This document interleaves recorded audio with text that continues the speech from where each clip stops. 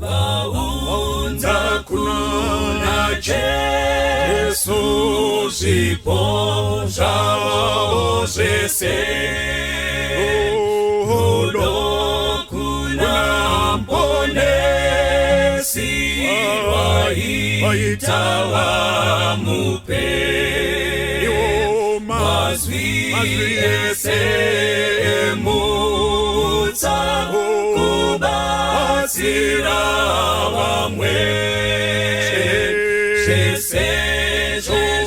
Zipo zabo akazigashira waunza kuna ya Yesu chipo chakanaka itandako pamoyo pamakumbo ako pakange payine mfambi aidawo kukupa akaona nawo zipo zawaipatenzi aidisa zikuru kuti apechipo akamirawo petro asina nechiro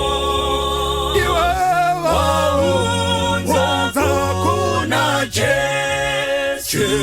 chipo chakanaka itanda kupamoyo pamakumbo ako achema atitezi ndimi mune muta Sendina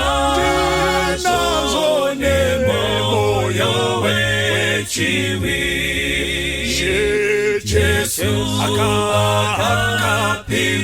akapindura chikuru chipo chako kupinda zimeze zaunza kuneni waunza kuna Yesu chipo chakanaka itanda kupamoyo pamakumbo wake waunza kuna Yesu chipo chakanaka